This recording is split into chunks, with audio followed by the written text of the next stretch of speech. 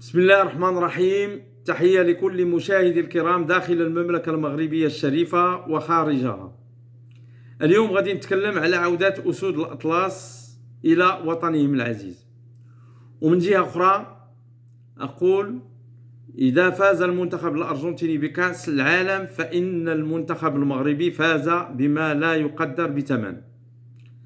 طبعا بعدما حققت الأسود هذا الإنجاز التاريخي على الصعيدين العربي والإفريقي واحتلوا الرتبة الرابعة في هذه البطولة العالمية عن جدارة واستحقاق، فإن استقبال يوم أمس لأعضاء المنتخب الوطني بأرض الوطن اللي خصته لهم سكينة الرباط وسلا والمدن المغربية الأخرى له دلالات خاصة.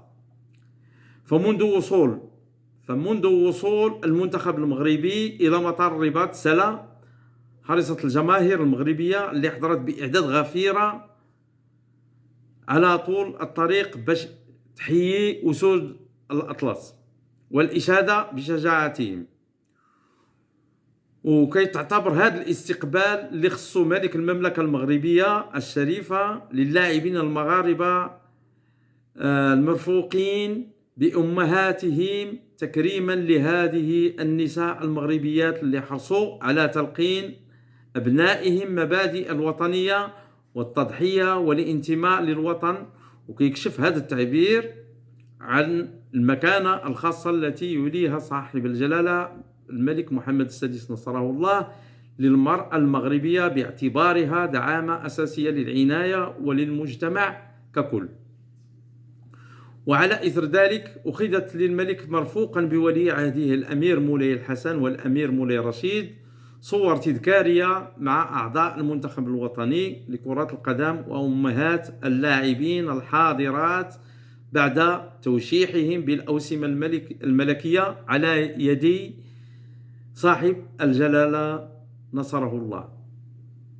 كما قدم أعضاء الفريق الوطني هدايا رمزية للملك محمد السادس تعبيرا عن امتنانهم للعاهل المغربي على الدعم الذي قدمه لهم طيلة أدوار هذه المنافسة العالمية. ولهذا إخواني أخواتي غنقول بأن هذه البطولة ديال كأس العالم قطر 2022 إذا كان المنتخب الأرجنتيني فاز فيه بكأس العالم فإن المنتخب المغربي فاز فيه بحب الملك الذي أعتبره شخصيا من الناحية المعنوية أفضل بكثير من كأس العالم، لأن حب الملك لهذا المنتخب لا يقدر بثمن. وفاز كذلك هذا المنتخب بحب الشعب المغربي وبحب الشعوب العربية والإفريقية والإسلامية، وكسب عطف الشعوب العالمية كذلك اللي كانوا معجبين ومندهشين بالأداء الذي قدمته أسود الأطلس طيلة أدوار هذه المنافسة، مما جعلهم يصنفونه بين أجود وأقوى منتخبات في كأس العالم قطر 2022. ومنهم من قال لولا التحكيم السيء للحكم المكسيكي لكانت له الكلمة في هذه البطولة. ولهذا إخواني أقول لكم بأننا حققنا إنجازا كبيرا اللي بدون شك كاين اللي حسدنا عليه. والحمد لله أسود الأطلس عادوا من دولة قطر الشقيقة إلى وطنهم العزيز في أمان الله وحفظه مرفوعي الرأس، ونحن كذلك فخورين ومسرورين بما حققوه لنا بفضل مجهوداتهم والمجهودات اللي قامت بها الجامعة الملكية المغربية لكرة القدم والسيد المدرب الوطني وليد الركراكي وكافة الأطقم التقنية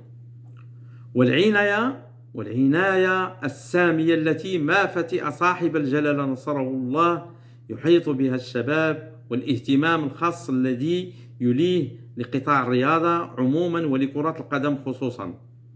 حفظ الله مولانا الإمام بما حفظ به الذكر الحكيم. والسلام عليكم مشاهدي الكرام، دمتم في حفظ الله ورعايته.